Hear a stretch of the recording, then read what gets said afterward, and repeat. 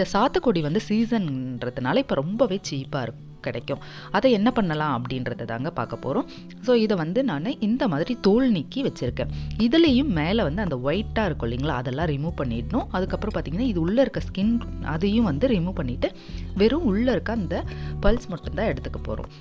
நீங்கள் வந்து சீடெல்லாம் ரிமூவ் பண்ணிவிட்டு எடுத்துக்கோங்க. ஏன்னா சீட் போட்டு நம்ம அடிக்கும் போது பார்த்திங்கன்னா கசப்பாக ஆரம்பிச்சிடும். இது வந்து நீங்கள் செஞ்சு வச்சிட்டிங்கன்னா ஒரு 6 மாதம் அளவுக்கு கூட கெடாதுங்க. ரொம்பவே சூப்பராக இருக்கும்.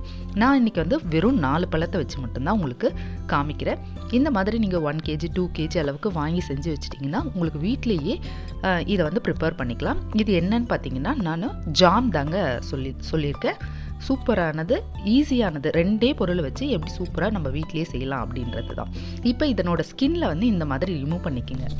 இதை ஃபுல்லாக இந்த மாதிரி ரிமூவ் பண்ணிவிட்டு இதையும் நீங்கள் வந்து துண்டு துண்டாக கட் பண்ணிக்கோங்க. சும்மா கொஞ்சம் தாங்க எடுக்க போகிறோம். இதில் 2 பீஸ் அளவுக்கு இந்த மாதிரி எடுத்து நம்ம துண்டு துண்டாக கட் பண்ணி வச்சுக்கலாம். நிறைய போட்டுட்டிங்கன்னா கசப்பாகும்.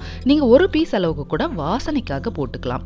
இந்த மாதிரி ரிமூவ் பண்ணிவிட்டு நான் கட் பண்ணிக்கிறேன். அப்படி இல்லைன்னா நீங்கள் துருவிக்கிங்க. கேரட் துருவறத்தில் துருவி கூட எடுத்துக்கலாம். கொஞ்சம் கம்மியாக போடுங்க. ஏன்னா இது வந்து கொஞ்சம் கசப்பு தட்டுது.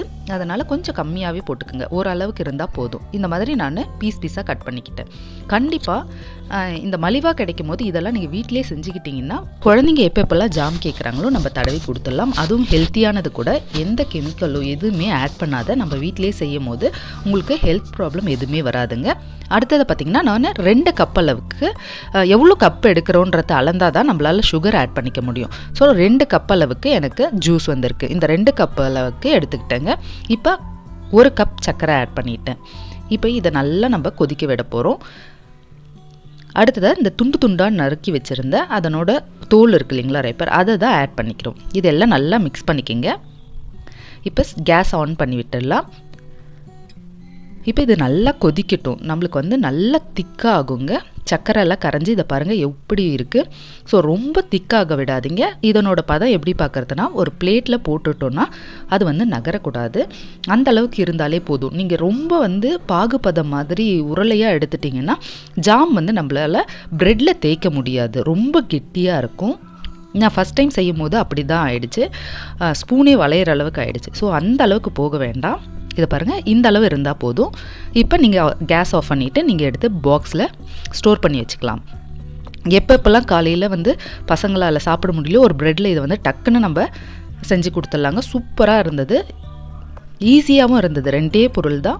இப்போ பாருங்கள் நான் பாட்டிலில் ஸ்டோர் பண்ணிட்டேன். இவ்வளோ தாங்க, 4 போட்டால் இவ்வளோ தான் வரும். நீங்கள் 1 kg 2 kg அளவு செஞ்சு வச்சிட்டிங்கன்னா ரொம்பவே ஈஸியாக இருக்கும். ஜாம் தயார். இப்போ ப்ரெட்டில் நான் அப்ளை பண்ணி காமிக்கிறேன் பாருங்கள். உங்களுக்கு சூப்பராகவே இருந்ததுங்க. டேஸ்டியாகவும் இருந்தது. கண்டிப்பாக இதை ட்ரை பண்ணி பார்த்துட்டு உங்களுக்கு பிடிச்சிருந்தா கமெண்ட் செக்ஷனில் கமெண்ட் பண்ணுங்கள் எப்படி இருந்ததுன்னுட்டு. ஆரஞ்சு ஜாம் தயார். இப்போ அவ்வளோதான். இந்த மாதிரி நீங்கள் ஸ்டோர் பண்ணி வச்சுக்கலாம்.